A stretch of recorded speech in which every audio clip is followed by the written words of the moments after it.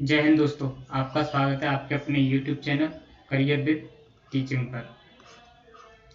दोस्तों उम्मीद करता हूँ आप सभी लोग अच्छे होंगे, स्वस्थ होंगे और मस्त होंगे और अपनी आगामी परीक्षाओं के लिए तैयारी कर रहे होंगे। जो भी दोस्त इस चैनल पर पहली बार आया हो इस चैनल को सब्सक्राइब करें, जिससे कि हमारी आने वाली न्यू वीडियो का नोटिफिकेशन उसको सबसे पहले मिले।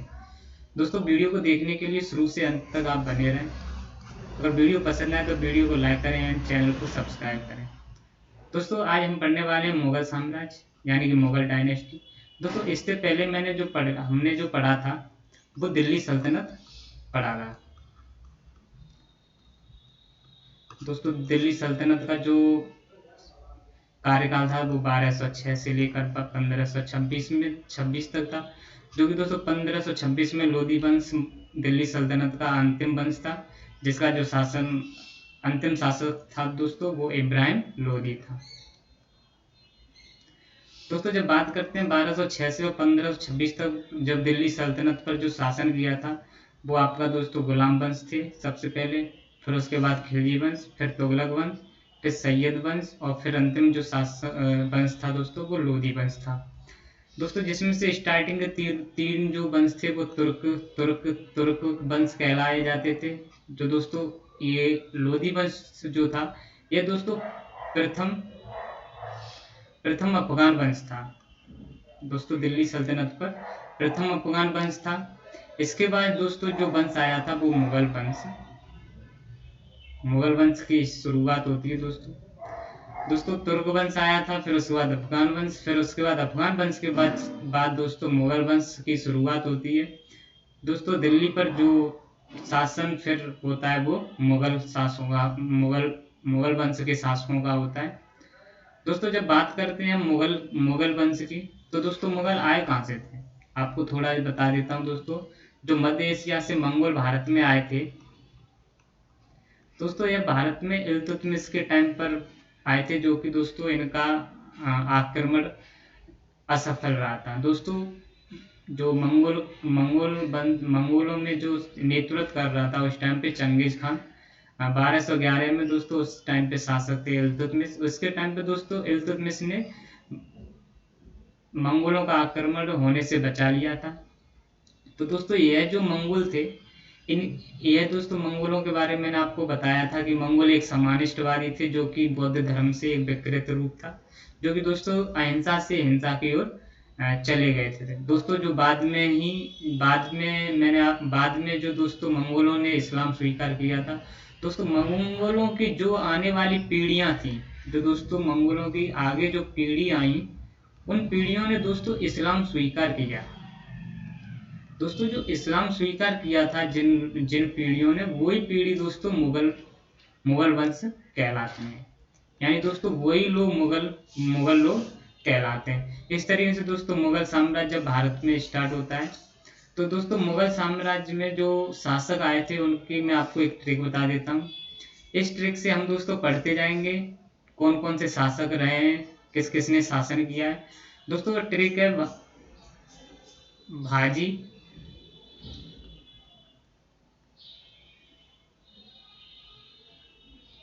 भाजी सब्जी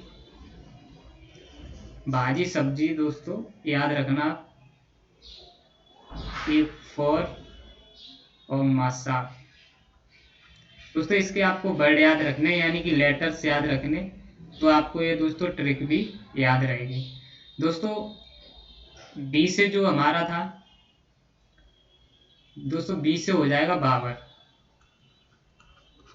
दोस्तों एस से हो जाएगा हुमायूं। ए से हो जाएगा दोस्तों अकबर। दोस्तों जे आई से हो जाएगा जहांगीर। दोस्तों एस से हो जाएगा शाहजहां। और दोस्तों ए से हो जाएगा औरंगजेब।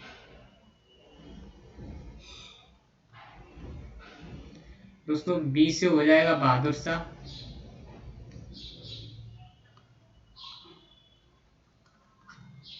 और दोस्तों जे आई से हो जाएगा जहांगीर शाह।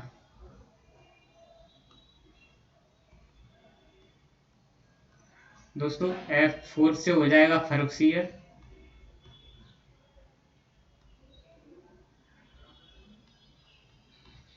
और दोस्तों एम से हो जाएगा मोहम्मद शाह,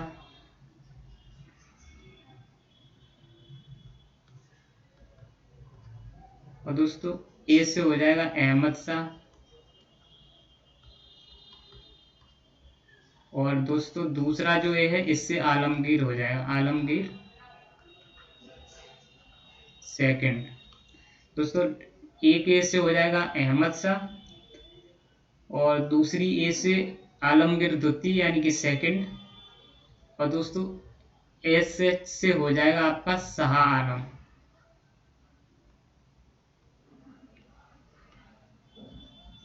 शाह आलम सेकंड। दोस्तों ए से हो जाएगा अकबर, अकबर सेकंड, और बी से हो जाएगा बहादुर शाह जफर। दोस्तों बहादुर शाह जफर जो होता है वो अंतिम मुगल साम्राज्य का शासक होता है। तो इस तरीके से दोस्तों हम एक एक करके मुगल साम्राज्य के शासक जो रहे हैं उनके बारे में दोस्तों विस्तृत रूप से वर्णन करेंगे आपको। दोस्तों इस तरीके से जो मुगल साम्राज्य का जो चला था, आपका मुगल साम्राज्य का जो कार्यकाल रहा था वो 1526 से लेकर 1857 तक रहा था। दोस्तों कहा जाता है कि यह 331 वर्ष तक इसका शासन रहा था, लेकिन दोस्तों ऐसा नहीं था। 331 वर्ष तक इसका शासन नहीं था, क्योंकि इसके बीच में दोस्तों 1526 और 1857 के बीच में दोस्तों एक वंश स्थापित हुआ था जिसका नाम था सूरी वंश। दोस्तों 1540 से लेकर 1555 तक एक सूरी वंश चला था, जिसका संस्थापक दोस्तों जो था शेरशाह सूरी था। यह 15 वर्ष तक इसका शासन काल था, 15 वर्ष तक शासन काल था। इसलिए माना जाता है इसको, मुगल साम्राज्य को दोस्तों इसलिए माना जाता है कि यह 331 ना होकर यह 316 वर्ष तक चला था। क्योंकि दोस्तों 331 में 1500 वर्ष से सूरी वंश चला था। अगर इसको 331 में से 15 वर्ष माइनस कर देंगे तो 316 वर्ष बचता है। इसलिए आप कह सकते हो कि मुगल साम्राज्य जो चला था 316 वर्ष तक चला था। इसके बाद जो दोस्तों मुगल साम्राज्य का जो संस्थापक होता है वो होता है बाबर। कौन होता है? बाबर, जिसका जन्म 14 फरवरी 1483 में हुआ था। 14 फरवरी 1483 में दोस्तों इसका जन्म फरगना स्थान था, जो कि आज दोस्तों उज्बेकिस्तान में पड़ता है। पहले दोस्तों उज्बेकिस्तान में एक जगह थी फरगना। दोस्तों फरगना नाम का स्थान था, वहां पर बाबर का जन्म हुआ था। जो आज आप कह सकते हो दोस्तों फरगना जो जगह है वो उज्बेकिस्तान में स्थित है। दोस्तों इसके जो पिता थे उनका नाम उमर शेख मिर्जा था, जो कि दोस्तों फरगना के सूबेदार हुआ करते थे। दोस्तों बाबर की बात करते हैं तो यह अपने पिता की तरफ से 5वीं पीढ़ी से था, जो कि दोस्तों तैमूर से संबंधित था। दोस्तों तैमूर की जो पीढ़ी थी 1 2 3 4 5, तो दोस्तों ये जो थे ये उमर शेख मिर्जा थे। तो दोस्तों उमर शेख मिर्जा का ही बेटा था बाबर। इसी तरीके से दोस्तों इसकी बाबर की जो माता थी, तो यह माता की तरफ से दोस्तों यह 14वीं पीढ़ी का था। माता की तरफ से दोस्तों यह 14वीं पीढ़ी या 14वीं जनरेशन का था, जो कि दोस्तों इसकी माता जो संबंध रखती थी वो चंगेज खां से संबंध रखती थी। दोस्तों ये चंगेज खां से संबंधित थी इसकी माँ, और इसके पिता थे दोस्तों तैमूर। दोस्तों तैमूर और चंगेज खां दोनों अपने आप में बहुत बड़े अत्याचारी शासक रहे थे। तैमूर दोस्तों मैंने आपको बताया था जो कि नसरुद्दीन महमूद तुगलक वंश के टाइम पर 1398 में दोस्तों भारत पर आक्रमण करता है। इस तरीके से मैंने दोस्तों चंगेज खां के बारे में बताया था। चंगेज खान 1211 में दोस्तों इल्तुतमिश के टाइम पर भारत पर आक्रमण करता है, जो कि इल्तुतमिश भारत पर आक्रमण होने से बचा लेते हैं। दोस्तों नेक्स्ट बाबर की बात करते हैं तो बाबर ने दोस्तों समरकंद को 1497 में जीता था। दोस्तों 1497 से पहले बाबर ने एक बार प्रयास और किया था 1494 में।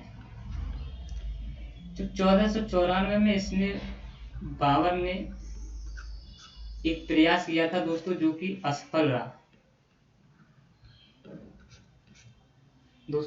रहा था, क्योंकि दोस्तों इसके जो पिताजी उमर शेख मिर्जा थे दोस्तों, इनको समरकंद का शासक बनाया गया था, जो कि समरकंद को दोस्तों इनके पिताजी के जो विद्रोही थे उन्होंने छीन लिया था। इसीलिए दोस्तों बाबर ने 1494 में समरकंद को वापस लेना चाहा, लेकिन यह असफल रहा था। इसके बाद दोस्तों ये बाबर ने समरकंद को 1497 में जीता था। दोस्तों उम्मीद करता हूँ वीडियो आपको पसंद आ रही हो। इस प्रकार से दोस्तों इसका जो बाबर का पहला आक्रमण था दोस्तों, भारत पर इसका पहला आक्रमण जो था यूसुफजई जाति पर था। यूसुफजई जाति पर 1518 से लेकर 1519 तक था। दोस्तों यूसुफजई जाति जो थी, मैं आपको बताता हूँ, ये अपना भारत है।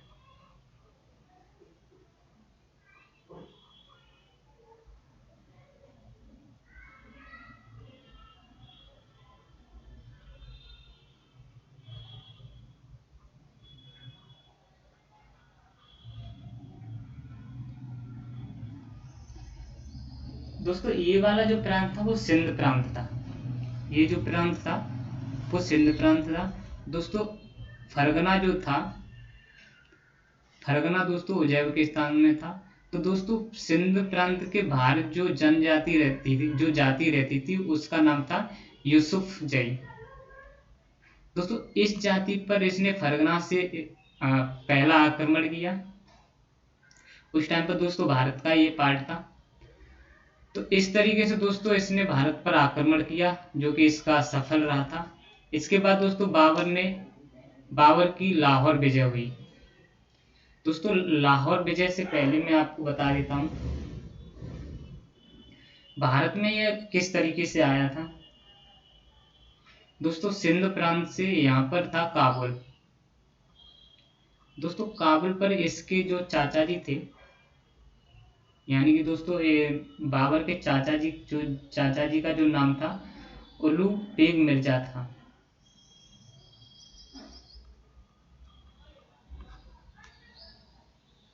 उलू बेग मिर्जा था दोस्तों, जो कि काबुल में शासन कर रहे थे। दोस्तों उलू बेग मिर्जा जब शासन कर रहे थे तो इनकी मृत्यु हो जाती है। तो उलू बेग मिर्जा का बेटा जो था दोस्तों, उसका नाम था अब्दुल रजाक।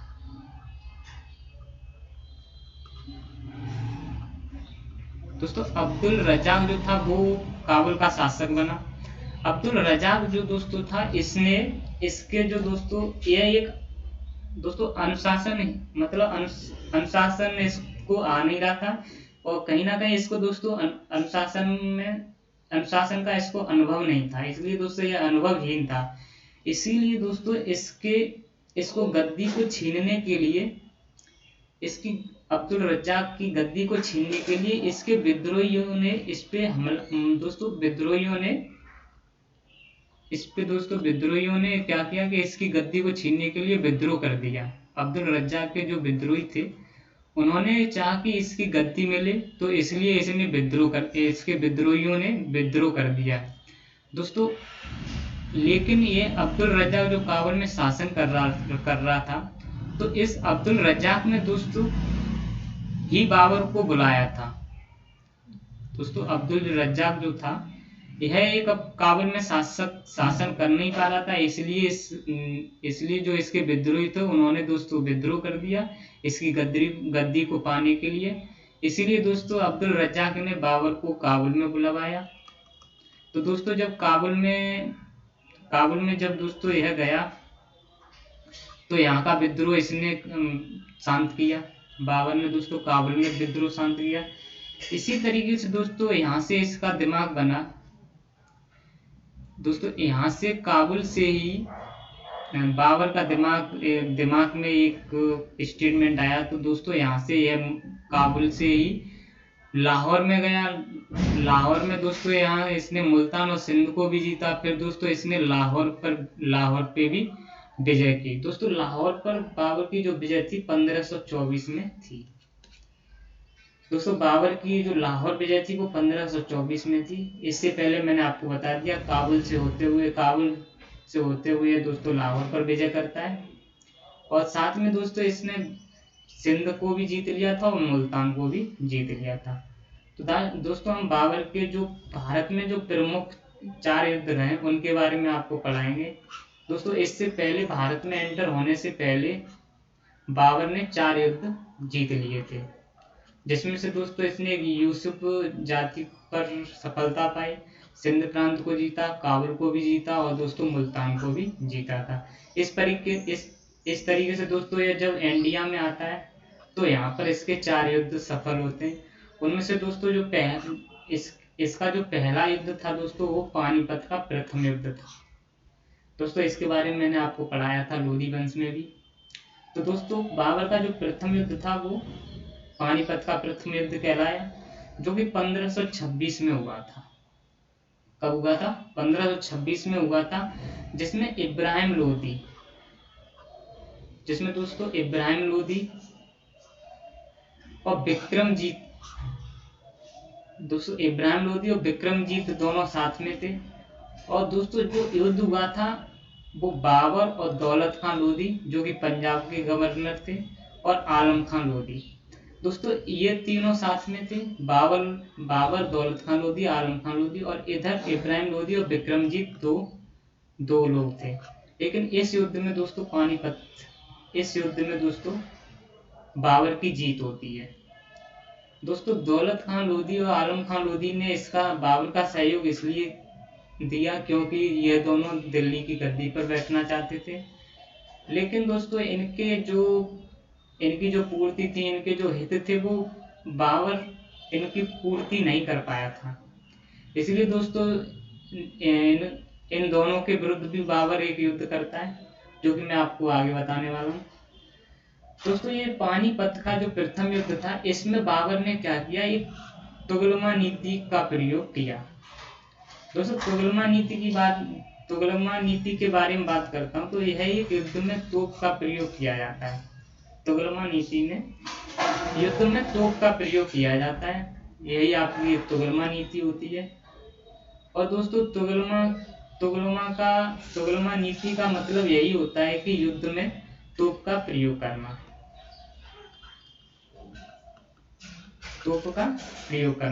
और दोस्तों इसने एक उस्मानी विधि का भी यूज किया। उस्मानी विधि में दोस्तों क्या होता है कि यह तोपों को किस क्रम में लगाता था, किस रूप से सजाता था, यानी दोस्तों तोपों का सजावट। उस्मानी विधि में दोस्तों ये तोपों को किस तरीके से सजाता था, यानी कि इसके 4 सैनिक तोपों को आगे लेकर आए, 4 सैनिक पीछे जाएं, यानी कि जो इसकी टुकड़ी थी वो तोपों को सजाने का काम किया था। दोस्तों एक इसमें थी रूमी विधि में भी दोस्तों आदेश दिया जाता था। दोस्तों इसी पानीपत के प्रथम युद्ध में दोस्तों इसने 3 विधियों का यूज किया था, जिसमें एक दोस्तों तुगलमा नीति थी, एक तुगलमा एक पॉलिसी थी, एक उस्मानी एक पॉलिसी थी दोस्तों, एक रूमी विधि थी। आई होप दोस्तों, उम्मीद करता हूँ आपको यह समझ में आ रहा होगा।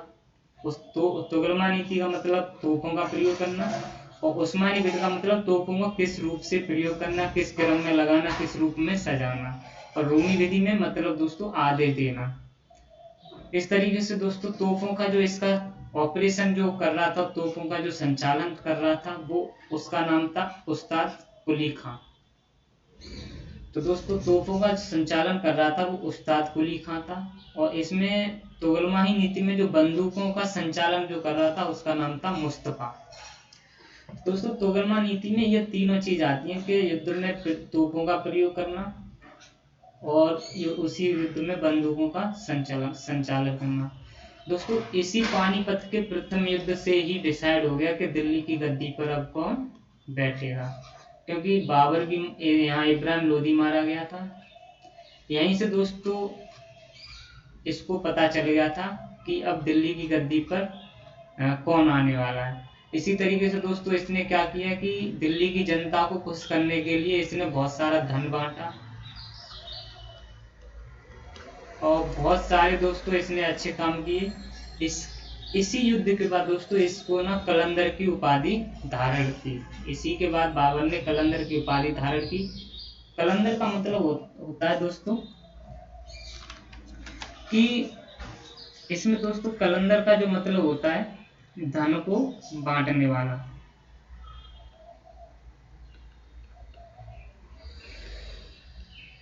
क्या होता है दोस्तों? धन को बांटने वाला। धन हो गया या सोना हो गया दोस्तों, यह सोना और धन को इसने पानीपत पर, जब पानीपत के प्रथम युद्ध पर विजय कर ली थी, इसके उपलक्ष्य में इसने सोना धन को बांटा था। जैसे आप समझते हो कुछ भी, किसी को अगर सफलता कहीं मिल जाती है तो वो कुछ ना कुछ बांटता है। तो इसी तरीका से इसने पानीपत के प्रथम युद्ध पर विजय प्राप्त कर ली, सफलता प्राप्त की। इसी के ही दोस्तों खुशी में या उपलक्ष्य में इसने सोना और धन बांटा था। बहुत सारी जनता इससे खुश हुई। इसी युद्ध से ही दोस्तों इसने कलंदर की उपाधि धारण की। दोस्तों उम्मीद कर रहा हूँ कि आपको समझ में आ रहा होगा। कलंदर क्या था कि दोस्तों इसने युद्ध को जीता, उसकी खुशी में इसने धन बांटा, सोना बांटा, उसी को बोलते हैं दोस्तों कलंदर। इसके बाद दोस्तों बात होती है इसके दूसरे युद्ध की, खानवा का युद्ध। दोस्तों आपको बता देता हूँ, ये पानीपत जो जगह है वो हरियाणा में। इसके बाद दोस्तों खानवा का युद्ध स्टार्ट होता है जो कि 1527 में शुरू हुआ था। मैंने दोस्तों आपको बताया था कि आलम खां लोधी और दौलत खां लोधी जो थे उनकी पूर्ति नहीं कर सका बाबर, और उनकी दोस्तों इच्छाएं पूरी नहीं हुई आलम खां दौलत खां लोधी की। इसीलिए दोस्तों आलम खां लोधी और दौलत खां लोधी बाबर के विरुद्ध में हो गए और दोस्तों इन्होंने राणा सांगा के साथ हाथ मिला लिया। तो दोस्तों बाबर ने जो दूसरा युद्ध हुआ था बाबर का, खानवा का युद्ध, वो राणा सांगा और आलम खां लोधी और दौलत खां लोधी के साथ हुआ। दोस्तों यह युद्ध इतना भीषण हुआ था, इतना खतरनाक हुआ था कि दोस्तों इसमें बाबर की सेना पूरी तरीका से हारने ही वाली थी। पूरी तरीका से दोस्तों हार ही चुकी थी। सिर्फ 1%, 2% इसकी सेना में सिर्फ जान बची थी। तो दोस्तों बाबर ने क्या किया कि अपने सैनिकों को दोस्तों एक जिहादी नारा दिया। दोस्तों बाबर ने अपने सैनिकों को जिहादी नारा दिया। जिहादी का मतलब होता है दोस्तों या अपने इस्लाम को बचाने के लिए, उसको जिंदा रखने के लिए, दोस्तों अपने इस्लाम को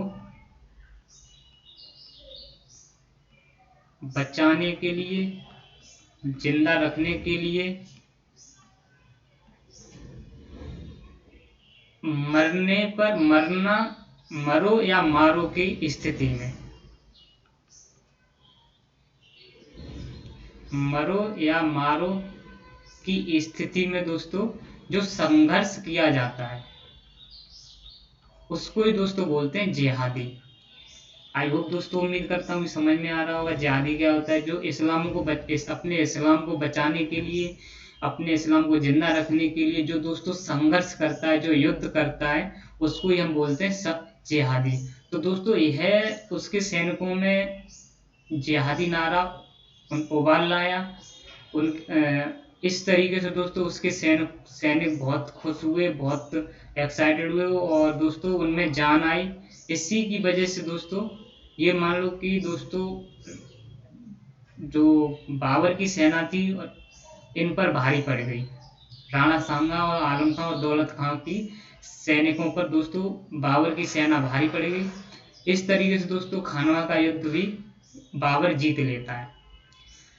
दोस्तों इसी युद्ध में दोस्तों ये जो खानवा जो जगह आपको बता देता हूँ, यह दोस्तों राजस्थान के भरतपुर के क्षेत्र में पड़ती है। भरतपुर का जो क्षेत्र है दोस्तों वो ही खानवा कहलाता है। दोस्तों बात करते हैं नेक्स्ट। इसी युद्ध युद्ध में दोस्तों बाबर गाजी की उपाधि धारण करता है। गाजी मैंने आपको बता दिया था दोस्तों, जो विधर्मियों का अंत करे, यानी विधर्मी दोस्तों वो होते हैं जो कि इस्लाम को स्वीकार ना करें। दोस्तों इसी युद्ध में कहा जा कुछ इतिहासकारों का कहना था कि दौलत खान लोधी और बाबर के बीच में दोस्तों इसकी सेनाओं में बहुत अंतर था। दोस्तों राणा सांगा आलम खां और दौलत खां के पास जो सैनिक थे वो 80,000 थे, और दोस्तों बाबर के पास जो सैनिक थे वो मात्र 10,000 थे। और इसीलिए दोस्तों इनको जिहादी का नारा दिया। इसीलिए इनकी दोस्तों खून में उबाल आया।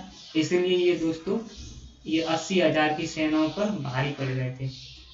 इसके बाद दोस्तों नेक्स्ट जो युद्ध होता है 1528 में, जिसका नाम है चंदेरी का युद्ध। दोस्तों नेक्स्ट जो युद्ध किया था बाबर ने, चंदेरी का युद्ध किया था 1528 में किया था। दोस्तों चंदेरी जो जगह है दोस्तों एमपी में पड़ती है।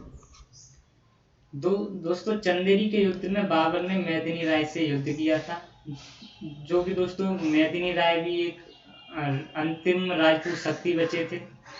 इसलिए दोस्तों बाबर ने सोचा कि एक राजपूत अंतिम शक्ति बची है, इससे भी युद्ध किया जाए, इसको भी हटाया जाए। तो दोस्तों इस युद्ध के बाद कहा जाता है कि यह भारत का सबसे बड़ा, यहाँ पर भारत का सबसे बड़ा जौहर हुआ था।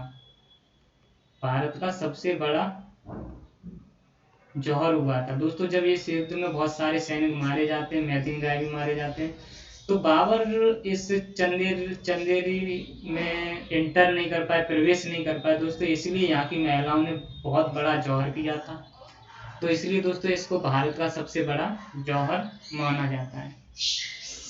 इस तरीके से दोस्तों जो इसका बाबर का नेक्स्ट युद्ध हुआ था वो घाघरा का युद्ध हुआ था। दोस्तों घाघरा नदी जो यूपी गोरखपुर में एक जगह थी दोस्तों, उसको घाघरा का युद्ध के नाम से जानी जाती थी। दोस्तों वहां पर युद्ध होता है बाबर का महमूद लोदी के साथ और दोस्तों शेरशाह सूरी और नुसरत खां के बीच में। दोस्तों यहाँ पर बाबर लिखा वर्सेस महमूद लोदी, शेरशाह सूरी और नुसरत खां। दोस्तों इसी में वर्सेस सब में लिखा है, यानी कि इन दोनों के बीच में। दोस्तों बाबर चाहता था कि मैंने जैसे कि दोस्तों इसने यहाँ पर दिल्ली पानी हरियाणा में जैसे आपको बता देता हूँ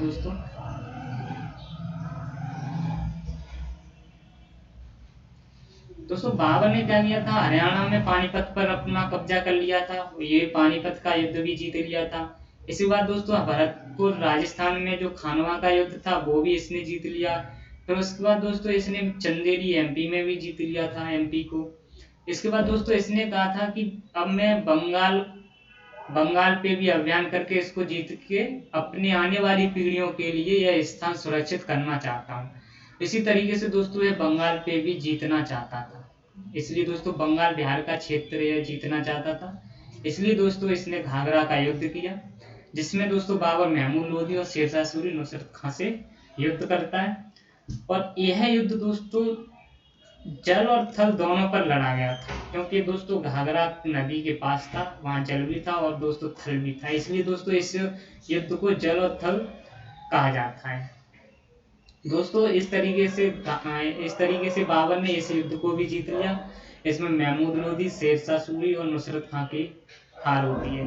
इस तरीके से दोस्तों बाबर ने सबसे पहले जो जीता था पानीपत का युद्ध जीता 1526 में। फिर दोस्तों खानवा का युद्ध जीता 1527 में, और दोस्तों चंदेरी का युद्ध जीता 1528 में। और ये अंतिम जो युद्ध दोस्तों इसका था घाघरा का युद्ध, ये भी इसने जीत लिया 1529 में। तो दोस्तों आप देख सकते हो कि किस तरीके से दोस्तों बाबर ने अपने आने वाली पीढ़ियों के लिए एक अच्छा स्थान सुरक्षित कर लिया। इस तरीके से पानीपत का भी दोस्तों इसने स्थान सुरक्षित किया, खानवा, चंदेरी। इस तरीके से दोस्तों इसने बहुत बढ़िया तरीका से अपनी नीति बनाई और अपने आने वाली पीढ़ियों के लिए इसने शासन को और सरल कर दिया। दोस्तों इसका जो शासन था बाबर का वो 1526 से लेकर 1530 तक था। और दोस्तों इसकी आत्मकथा यानी कि इसकी खुद की ऑटोबायोग्राफी थी, उसका नाम था बाबरनामा।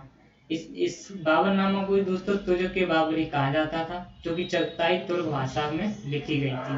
दोस्तों तुर्क था क्योंकि अफगान से आया था। चगताई चगताई इसलिए कहते थे क्योंकि ये चगताई जो दोस्तों चगताई वो था दोस्तों कबीला कबीला से ये ताल्लुक रखता था, इसलिए इसको चगताई तुर्क भाषा कहा गया।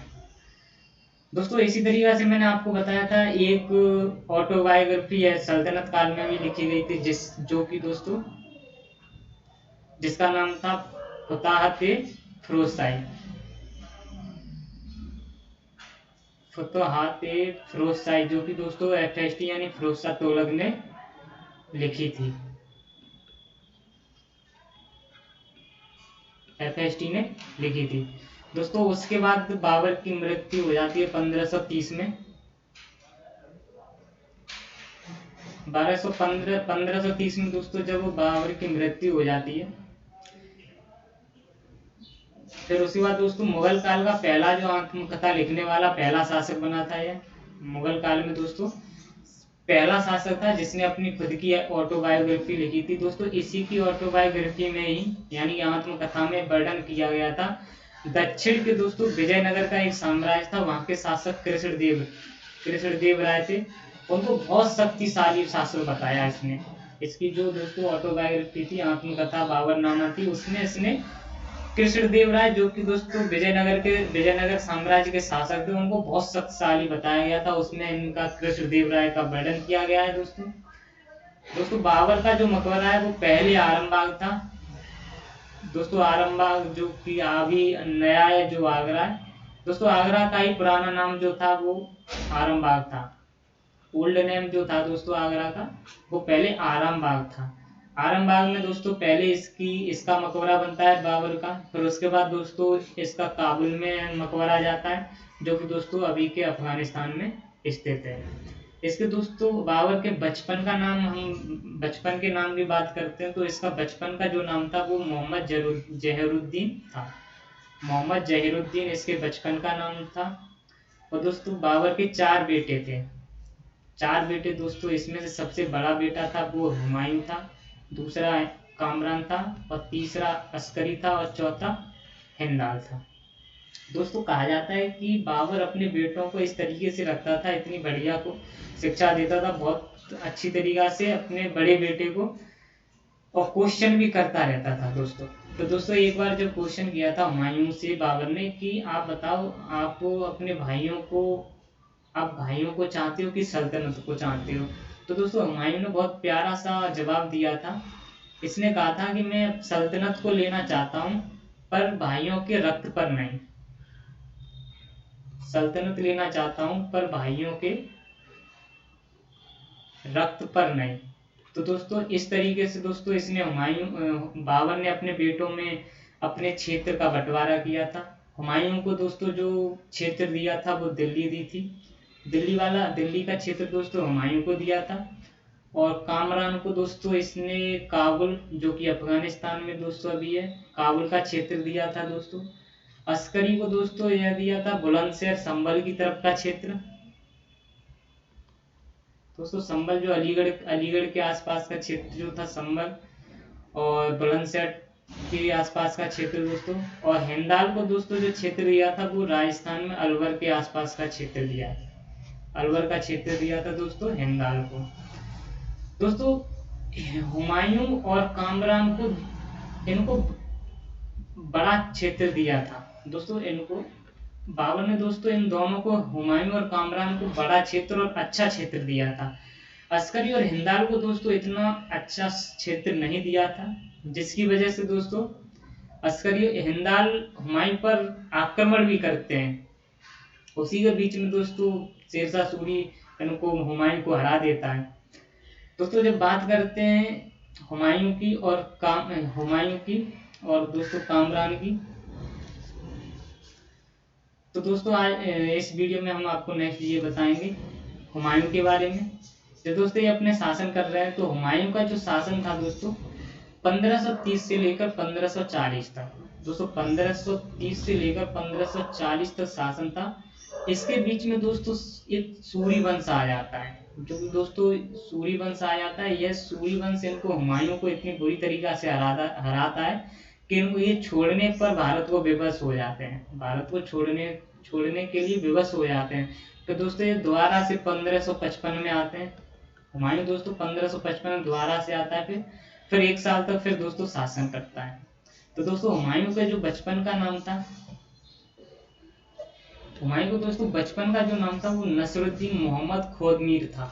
नसरुद्दीन मोहम्मद खोदमीर था। दोस्तों ये क्वेश्चन पूछा जाता है कि खोदमीर किस शासक का नाम था, या किस शासक को खोदमीर कहा जाता था।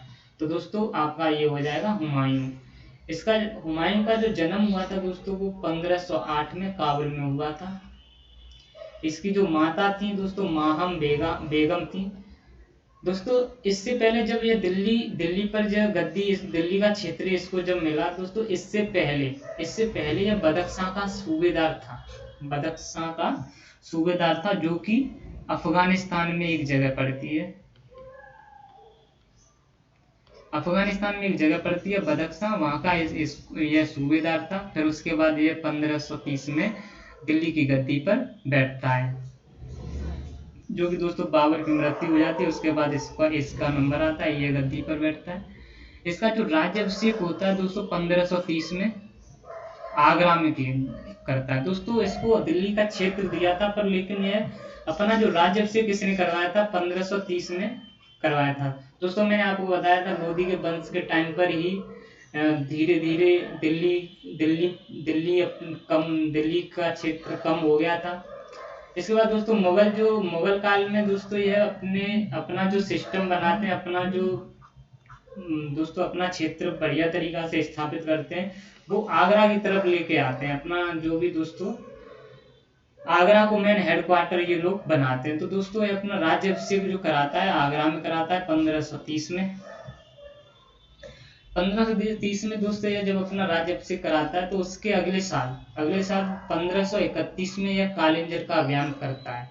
कालिंजर मैंने आपको बताया था बांदा यूपी में है। दोस्तों यह कालिंजर के दुर्ग को जीतता है। कालिंजर का जो किला था उसको जीतता है। वहां के जो कालिंजर का दोस्तों किला था, वहां जो यह जिसके अधीन था उसका नाम था प्रताप रुद्रदेव के अधीन दोस्तों कालिंजर का दुर्ग था। इसके बाद 1532 में यह चुनार का किला जीतता है। दोस्तों चुनार का किला जो था वो शेर खां के अधीन था। किसके अधीन था? शेर खां के अधीन था। शेर खां कौन था दोस्तों? यही था शेरशाह सूरी। दोस्तों चुनार का किला जो कि आपका मिर्जापुर में, इसको दोस्तों यहाँ पर दोस्तों ये संधि हुई हिंदू बेगम के माध्यम से। इस किले को दोस्तों इसने इस संधि से जीता था। इसको संधि हुई हिंदू बेगम के माध्यम से, इसलिए दोस्तों इसको संधि हुई, इसलिए यहाँ बराबर हो गया। इसके बाद दोस्तों ये क्या करता है 1532 में ही दोहरिया का युद्ध होता है, उसको जीतता है। दोहरिया दोस्तों जो था वो शेरशाह और महमूद लोधी के अधीन था। उस शेरशाह और महमूद लोधी के बीच में हुआ, जिनमें इनकी हार होती है। दोस्तों इसके बाद जब हम बात करते हैं नेक्स्ट पॉइंट की, 1533 में हुमायूं ने दीनपना पुस्तकालय जो कि लाइब्रेरी कहलाती है वो दिल्ली में स्थापित की। दोस्तों 1533 में जब इसने एक दीनपना नाम की पुस्तकालय दिल्ली में खोला। दोस्तों जब ये पुस्तक पढ़ के सीढ़ियों से दोस्तों ये उतर रहा था, तो दोस्तों यहाँ पर ये सीढ़ियों से फिसलकर इसकी मृत्यु हुई थी। दोस्तों इसकी लाइब्रेरी ही इसकी मौत का कारण बनी। दोस्तों इसके बाद जब 1539 में यह हुमायूं जो था बंगाल, यानी कि बंगालो गौड़ प्रदेश कहा जाता था, बंगाल को जब जीत कर दोस्तों उसका नाम इसने क्या रख दिया था? जन्नताबाद। दोस्तों जब यह बंगाल, क्योंकि बंगाल को यह जीतना चाहता था, इसने बंगाल को जीता। दोस्तों जब 1539 में जब यह बंगाल की तरफ आया था, यहाँ से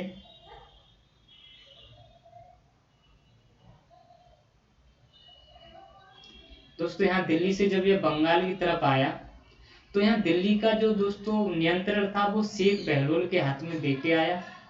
शेख बहलोल के हाथ में दोस्तों ये दिल्ली का नियंत्रण दे के आया और यह बंगाल की विजय पर आया था। क्योंकि बंगाल विजय इसलिए करना चाहता था क्योंकि इसको दोस्तों यह नहीं चाहता था कि इसके सामने कोई शक्तियाँ और बड़ी बने, तो इसने दोस्तों बंगाल को जीता इसने। उसी के टाइम पर दोस्तों, इसी के टाइम बंगाल विजय के दौरान दौरान बंगाल विजय के दौरान ही दोस्तों हिंदाल ने शेख बहलोल की हत्या की करके खुद को दिल्ली का सम्राट घोषित कर दिया। दोस्तों मैंने बताया था हुमायूं ने कभी भी अपने भाइयों पर कभी भी ना तो दोस्तों इसने आक्रमण किया, ना तो कुछ भी गलत नहीं कहा। हुमायूं ने अपने भाइयों के प्रति कभी भी ना तो कोई लड़ाई की, ना कोई युद्ध किया, इसके भाइयों ने ही हुमायूं के ऊपर की। दोस्तों जब हिंदाल ने शेख बहलोल की हत्या कर दी तो हिंदाल दिल्ली की गद्दी पर बैठ जाता है। दोस्तों हिंदाल जब दिल्ली की गद्दी पर बैठ जाता है तो उसी टाइम पर 1539 में ही यहाँ से हुमायूं वापस जल्दी जल्दी भागने की कोशिश करता है कि मेरी गद्दी, मुझे अपनी दिल्ली की गद्दी बचानी है। तो दोस्तों इसी जल्दी की वजह से इसको ना बीच में ही 1539 में दोस्तों शेरशाह सूरी इसको घेर लेता है। 1539 में इसको दोस्तों शेरशाह सूरी घेर लेता है। दोस्तों उसी में दोस्तों जब दिल्ली से वापस आ रहा था आपका हुमायूं, तो चौसा का युद्ध हुआ 1539 में। दोस्तों चौसा का युद्ध जो हुआ था वो हुमायूं और शेरशाह सूरी के बीच में हुआ था। इस युद्ध में दोस्तों हुमायूं बहुत बुरी तरीका से हारे थे। दोस्तों यह कर्मनाशा नदी के पास में जो आपका दोस्तों यह चौसा का युद्ध हुआ था वो दोस्तों हुआ था। उसमें जब हुमायूं हार जाता है तो ये कर्मनाशा नदी में कूद गया था, इसलिए दोस्तों ये बच गया, हुमायूं नहीं बचता नहीं। जब दोस्तों कर्मनाशा नदी में ये कूद जाता है तो वहां पर एक व्यक्ति था निजाम बिश्ती ने दोस्तों इसकी जान बचाई थी। ये हुमायूं तैरना आता नहीं था दोस्तों इसको।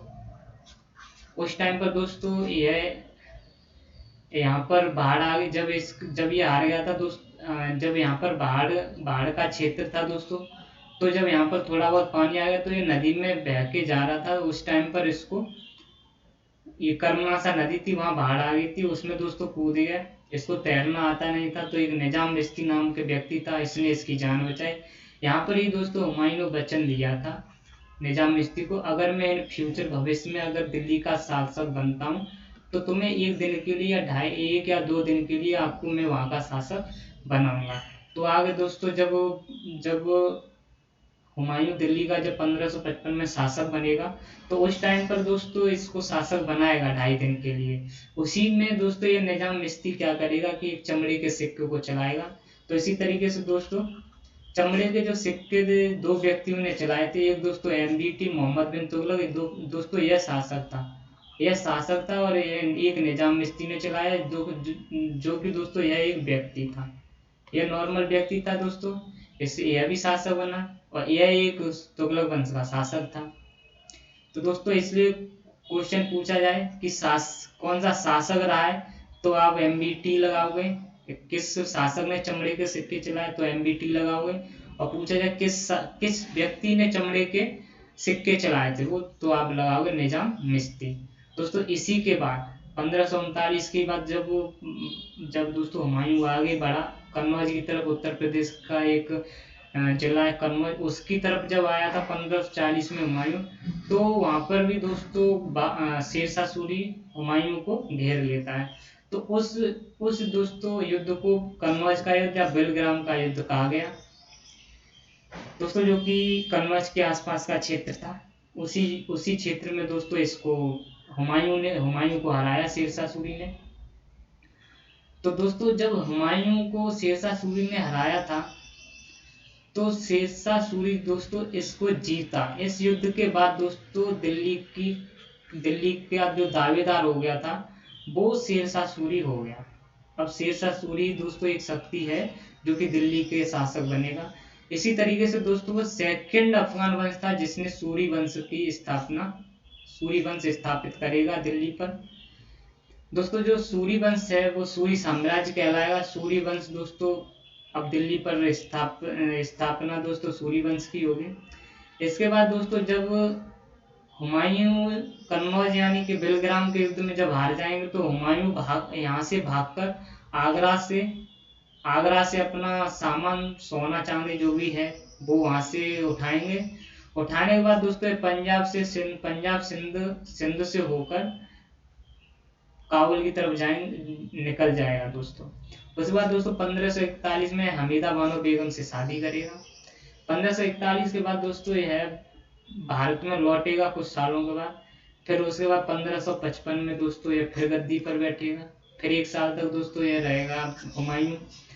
इस तरीके से दोस्तों 1541 यानी 1540 से लेकर 1555 तक हम दोस्तों सूरी साम्राज्य पढ़ेंगे यानी कि सूरी वंश पढ़ेंगे, जिसका जो संस्थापक दोस्तों था वो शेरशाह सूरी था, जो कि दोस्तों हमारा नेक्स्ट पार्ट रहने वाला है।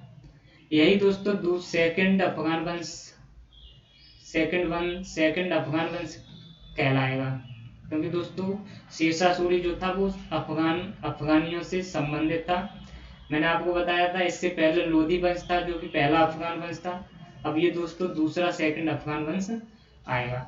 इस तरीके से दोस्तों अगर आपको ये वीडियो पसंद आई हो तो वीडियो को लाइक करें एंड शेयर करें और चैनल को सब्सक्राइब करें। दोस्तों आज के लिए इतना ही। जय हिंद, जय भारत।